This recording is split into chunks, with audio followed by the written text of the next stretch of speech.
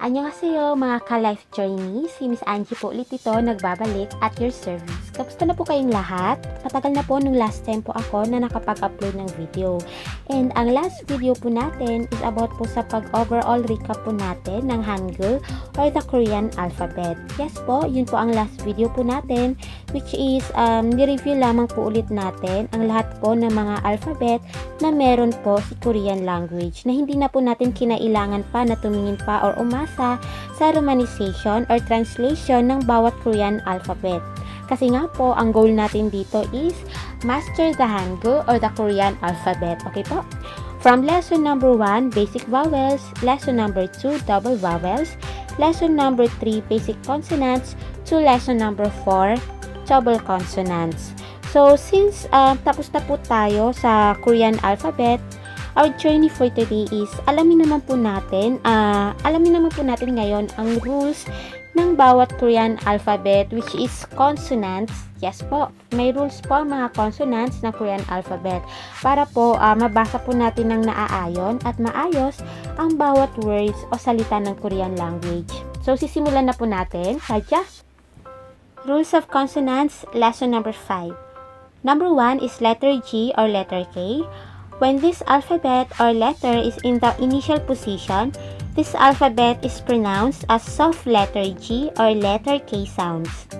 Ibig pong sabihin nito is kapag ang alphabet na ito is nakita nyo po sa unahan ng isang Korean word, ang pagbigkas po dito is kasing lambot at katunog po ng letter G or letter K. For example is gada or kada, na ang ibig sabihin is to go. Ito guys, pwede po itong basahin ng gada or kada. Pero madalas guys, ang mga Korean, ang pag-pronounce nila dito is kada, which is, ito naman po yung romanization niya, kada. Galbi or kalbi, which is ribs. And again guys, madalas na ang pag-pronounce dito ng mga Korean is kalbi, which is, ito naman po yung romanization niya, kalbi.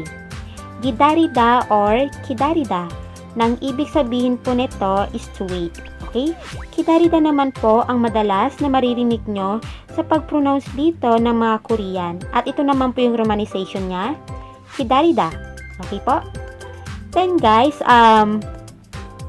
when this alphabet is in the medial position, this alphabet is pronounced as letter G sounds.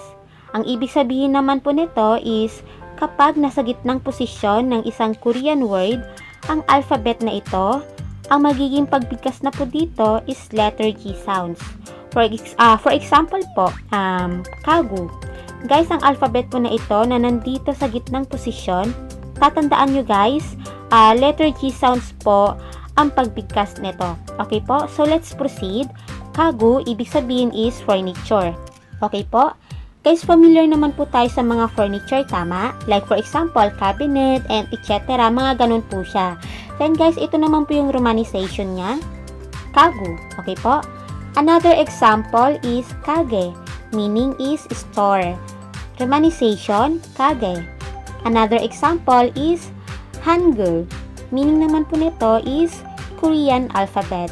Romanization is, ito po siya, Hangeul. Okay po? Then guys, when this alphabet naman po is in the final position, this alphabet is pronounced as letter K sounds. Meaning po nito guys is kapag ang alphabet na ito is nasa huling posisyon ng isang Korean word, it is pronounced as letter K sounds. Okay po? For example po is hakseng. Guys, ito pong alphabet na ito is nasa final position or nasa huling position po. Kaya ang magiging pag-pronounce po sa alphabet na ito is letter K sounds. Okay po? Guys, ang alphabet po na ito is dapat alam po natin ang tamang pagbasa. Depende po sa posisyon. Okay po? At palagi po nating tatandaan ang way po sa pagbasa ng alphabet na ito once na nasa unahang posisyon, gitnang posisyon, or huling posisyon po ito. Okay? Huwag po sana tayong malilito regarding po dito guys. Okay po? So, let's proceed. Hakseng. Hakseng. Meaning is student. Okay? Romanization naman po, ito po siya guys. Hakseng. Okay po? Another example po is gukchang. Gukchang. meaning is theater. Okay po? Romanization naman po nito is gukjang. Ito po siya guys, gukjang. Okay? So, number 2 naman po tayo, which is letter N. Guys, ang alphabet po na ito is no changes or no rules. Okay po? Wala pong pagbabago sa pagbasa ng alphabet po na ito. Okay po? For example is Nuna. Meaning is male older sister. Sa Korea po guys, kung lalaki ka, and then may ate ka, ang tawag mo po sa kanya is Nuna. Okay po? O kaya naman, kung lalaki ka, kung mas matanda sa'yo ang babae, kahit hindi mo siya kapatid, ang itatawag mo po sa kanya is Nuna. Okay po? Then guys, ito naman po yung romanization niya, Nuna. Okay po? Another example naman po is Onni. Onni. Onni is a female's older sister. Sa Korean naman po guys, kapag babae ka, then may ate ka, ang tawag mo naman po sa ate mo is Onni. Okay?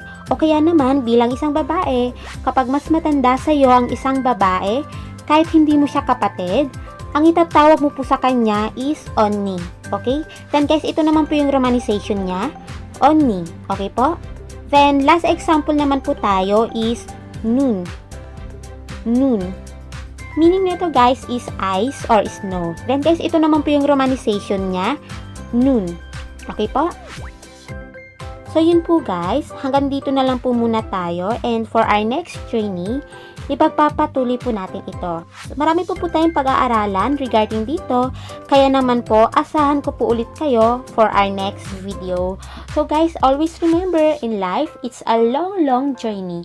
Kaya naman, marami tayong makakasalubong ng mga challenges. Harapin mo, enjoy mo lang, at palagi mo tatandaan na ang buhay ay isang paglalakbay. Happy living, and to God be the glory. Hanggang sa muli, annyeong! Bye-bye! Maraming salamat po sa panonood, and please, huwag po natin kalimutang mag-like and mag-subscribe po dito sa ating channel. And also, please, pakihit na rin po ang bell button para po updated po tayo sa lahat ng videos na i-upload ko. So, maraming salamat po. Kamsahamnida.